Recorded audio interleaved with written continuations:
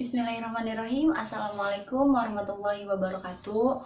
Perkenalkan, nama saya Tasya Putri Anissa. Saya mahasiswi dari Universitas Muhammadiyah Profesor Dr. Hamka. Saya semester 4, kelas 4A. Baiklah, di sini saya akan menjelaskan satu materi dari mata kuliah Metodologi Pembelajaran Bahasa Arab. Selamat menyaksikan. Sebelumnya, kalian tahu nggak sih apa pengertian dari komponen pembelajaran itu? Nggak tahu ya? Aku kasih tahu ya.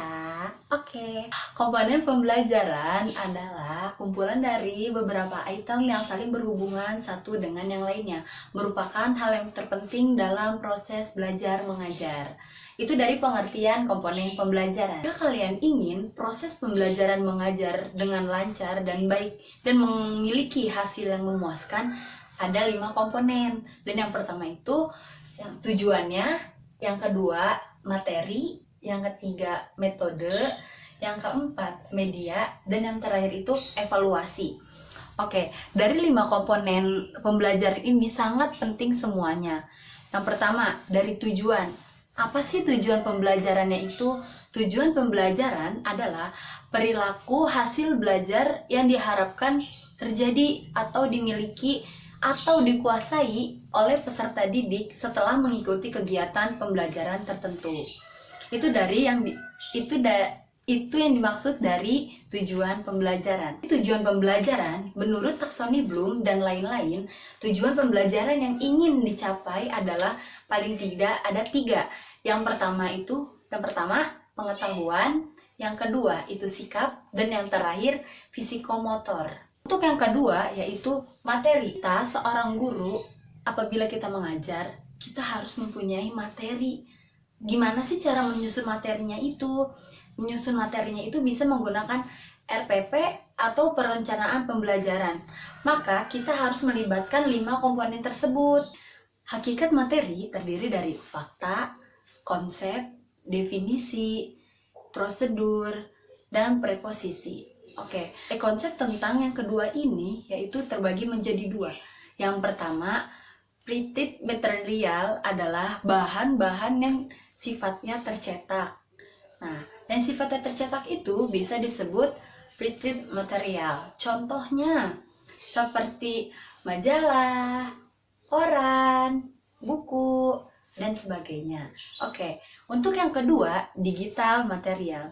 Bahan digital material ini bahan ajar yang munculnya belakangan setelah era pembelajaran abad ke-21. Yang kedua ini digital material. Kenapa? Karena semakin kesini alat komunikasi semakin canggih. Contohnya itu seperti apa sih? Yang pertama itu ada e-book, e-jurnal, ada web, dan bahan ajar multimedia, yaitu metode. Bagaimana tujuan dan bahan itu bisa dicapai dalam waktu yang singkat, efisien, dan dengan target yang efektif. Dengan artian tercapainya semua tujuan pembelajaran yang kita harapkan. Ada beberapa metode yang dikelompokkan dalam pembelajaran. Yang pertama itu ada ekspositorik. Ekspositorik itu metode yang menekankan aktivitas belajar pada peserta didik. Nah, contohnya seperti metode ceramah, metode tanya jawab, metode pemberian tugas. Itu contoh dari kelompok pembelajaran ekspositorik. Untuk yang kedua yaitu heuristik. Kelompokan heuristik ini adalah metode yang lebih mengaktifkan peserta didiknya, berbeda dengan yang sebelumnya. Dengan contoh yaitu seperti praktek, simulasi, demonstrasi, dan bermain peran. Itu contoh dari kelompok pembelajaran kedua yaitu heuristik. Dan komponen pembelajaran selanjutnya yaitu media. Jadi media pembelajaran ini membantu guru untuk mempermudah mengajarnya menggunakan seperti laptop, infocus, dan yang lainnya. Jenis-jenis media diantaranya yaitu media elektronik, media cetak, media grafis, media sederhana, media realita atau media kenyataan. Untuk komponen yang terakhir yaitu evaluasi. Evaluasi ini merupakan di mana tahap terakhir sebuah proses pembelajaran berupa untuk melihat apakah proses pembelajaran itu berhasil secara langsung gitu. Dalam konteks ini, jenis evaluasi terbagi menjadi dua. Yang pertama, evaluasi formatif, dan yang kedua, evaluasi sumatif. Evaluasi formatif yaitu evaluasi di mana kita bisa mengubah atau bisa mencari cara metode lainnya untuk proses pembelajarannya itu berjalan dengan baik. Contohnya, di tengah perjalanan kita mengajar, ada suatu kendala dan hasilnya itu kepada siswa kurang baik, maka proses atau metode pembelajarannya harus kita ganti di pertengahan pembelajaran. Nah, apa sih perbedaannya dengan tadi yang sumatif? Kalau pembelajaran sumatif itu, dia evaluasi yang berkaitan dengan hasil akhir.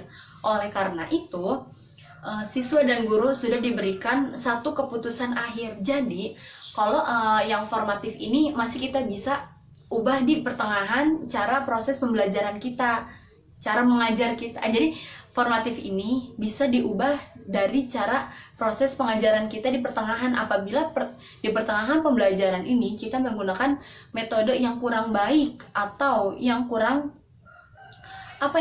lebih kurang maksudnya lebih kurang puas dalam hasil pembelajaran kita. Itu bisa digantikan. Jadi kesimpulannya kalau jadi perbedaannya, kalau formatif bisa diubah di tengah-tengah pembelajaran atau di tengah-tengah semester. Sedangkan sumatif itu tidak bisa diubah sama sekali karena dia tergantungnya pada di akhir gitu guys. Baiklah, di sini saya akan menyimpulkan. Dari komponen pembelajaran ini ada 5 komponen yang harus kita kuasai dalam proses belajar mengajar. Oleh karena itu, dari 5 komponen ini saling berkaitan. Kenapa? Karena dengan adanya tujuan, materi, media, evaluasi, dengan metode itu bisa dan insya Allah proses pembelajaran mengajar kita berjalan dengan baik. Apabila dari 5 komponen ini satu yang gugur, maka kita belum bisa bilang proses pembelajaran mengajarnya dengan baik. Mungkin cukup sekian pemaparan dari saya. Mohon maaf apabila banyak kesalahan. Billahi fisabilil haq wastabiqul khairat. Assalamualaikum warahmatullahi wabarakatuh. Dadah.